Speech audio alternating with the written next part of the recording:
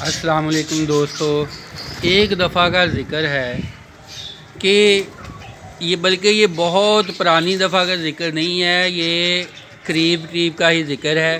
Story बल्कि एक तजस्सुस से शुरू करते हैं, फिर आप इससे नतीजा निकालिए कि भला ये ख़ातून कौन हो सकती हैं। ये एक ख़ातून की कहानी है जिनको ज़िंदगी में बड़ी मुश्किलात का सामना करना पड़ता है। होता कुछ ऐसे है कि बचपन में भी हालात कोई इतने ज़्यादा अच्छे नहीं होते, और जब इसकी उम्र 25 साल होती है ना, तो 25 साल की उम्र में इसकी वालदा जो है ना, उसका इंतकाल हो जाता है।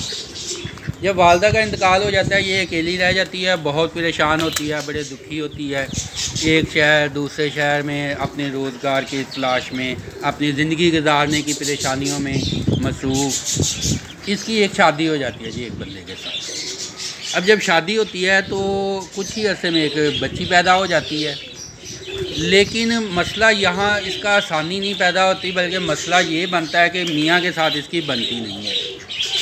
और 13 महीने के अरसा में ही इसकी जो है ना मियाँ से अलहदगी हो जाती है, तलाक हो जाती है।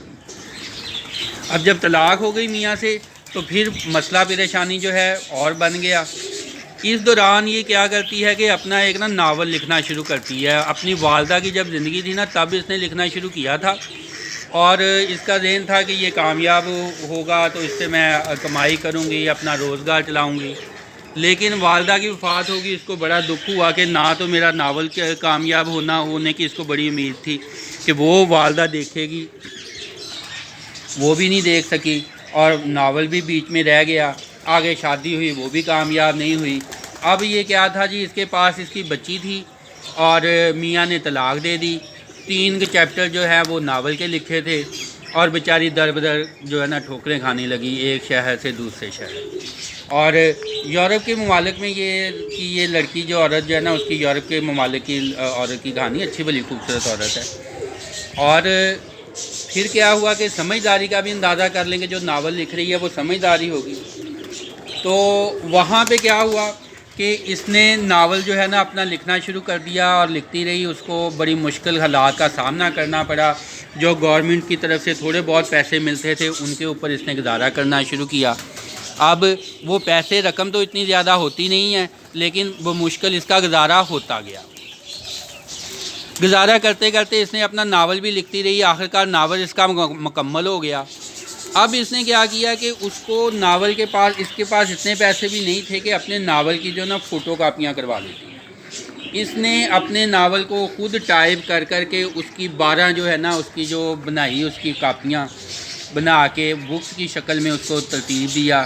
तकरीबन 400 पेज के करीब उसका जो था वो नावल था, और हर एक कॉपी जो थी ना उसको टाइप कर कर के इसने बनाया। इतनी मेहनत की। मुख्तलिफ जो ना 12 राइटर पब्लिशर्स जो होते हैं ना, पब्लिश करते हैं, अब उनको इसने वो नावल दे दिया कि मेरा नावल जो ना पब्लिश किया जाए। सब कुछ ने देखा, सब ने कहा ये तो नावल जो है किसी काम का नहीं है, ये तो पब्लिश नहीं होगा, हकीकत से इसका लिंक ही कोई नहीं है। करते करते करते ये बड़ी बेचारी परेशान हुई। इसने इंतज़ार करना भी छोड़ दिया। थोड़ा सा इसको दुख होना शुरू हो गया, शक पड़ना शुरू हो गया कि शायद वाकई नावल किसी काम का नहीं है, मैं नाकाम हो गई हूँ। लेकिन क्या कर सकती थी, मेहनत तो की जो थी कर ली हुई थी, अब आगे इंतज़ार ही था। हुआ ये कि एक जो पब्लिशर था ना, उसकी बेटी ने ये नावल जो है ना पढ़ लिया। अब वो बेटी जो है इतना बज़ेद हुई वो कि ये नावल जो है आपने छापना है। वालिद के ये तो इसमें है ही कुछ नहीं। अब आपको पता है बच्चों की नफ्सियात सोच कुछ और होती है और बड़ों की कुछ और होती है। इसने बच्चों की नफ्सियात के मुताबिक नावल बनाया था। तो खैर वो नावल जो है पब्लिश हो गया। पब्लिश होने के बाद इतना ज़्यादा पसंद किया गया कि पूरी दुनिया में वो नावल जो है उसकी जो है कॉपीज़ बिकी। 500 बिलियन से ज़्यादा इसकी कापी बिकी, और इतनी ज़्यादा इसको कमाई आई कि जनाब ये तकरीबन 100 बल्कि क्या कहते हैं कि मिलियन डॉलर्स, कई मिलियन डॉलर्स में इसकी कमाई हुई। और पहले जो 8 महंगे तरीन और कामयाब तरीन जो आथर होते हैं ना, राइटर्स होते हैं, उसमें इस औरत का शुमार होना शुरू हो गया। और इस औरत का नाम क्या था जी, J.K. रोलिंग इसका नाम था। और ये मशहूर जो सीरीज़ है ना हैरी पॉटर, اس کو یہ لکھنے والی ناول کو لکھنے والی جو خاتون تھی، جس کی بعد میں دیکھ لیں کہ بچوں میں کتنا پسند کیا گیا، پوری دنیا میں پسند کیا گیا، تقریباً ہر کوئی اس کے متعلق جو ہے نا ہر ایک کسی کو اس کا نالج ہے۔ تو جناب یہ سٹوری تھی ہماری، اور اس سے سبق کیا ملتا ہے کہ ہماری بہت ساری خواتین جو ہے نا وہ اسی وجہ سے میاں ٹھیک نہیں ملتا، زندگی کے حالات ٹھیک نہیں ہوتے، مشکلات کا وہ سامنا کرتی ہیں اور دکھی ہوتی ہیں، ڈپریشن میں جاتی ہیں۔ اس عورت کو بھی ڈپریشن ہونا شروع ہو گیا تھا، لیکن اس نے ڈپریشن کا مشکلات کا مقابلہ کیا، پھر دوبارہ سے اسٹرگل کرتی رہی۔ تو لہٰذا ایک تو یہ کیا جائے کہ جو بھی عورتیں جو ہے مشکلات میں پھنس جاتی ہیں وہ نفسیاتی مریض نہ بنیں، اپنے بچوں کی خاطر ظاہر بات ہے ان کو جینا پڑتا ہے۔ اس نے بھی کسی وقت سوچا تھا کہ میں خودکشی کر لوں، لیکن اب بیٹی پاس تھی، ذمہ داری تھی، اور بندہ سوچ لیتا ہے لیکن خودکشی کرنا آسان نہیں ہے۔ تو اس سے کیا ہوتا ہے کہ وہ اور زیادہ ڈپریشن میں چلا جاتا ہے۔ تو بہرحال اسٹرگل کرتے کرتے کامیاب ہوئی، اور پوری دنیا کے لیے اس کی جو ہے نا اس کی زندگی جو ہے نا پوری دنیا کے لیے ایک مثال بنی۔ تو جو بھی لوگ مصیبتوں میں پھنسے ہیں، پریشانیوں میں پھنسے ہیں، وہ اس کے ساتھ اپنے دکھ کو کمپیریزن کریں۔ مرد حضرات جو ہیں وہ کمپیریزن کریں کہ عورت ذات ہے، اکیلے اس نے زندگی گزاری ہے، زندگی کا مقابلہ کیا ہے، بچی کی ذمہ داری اٹھائی ہے۔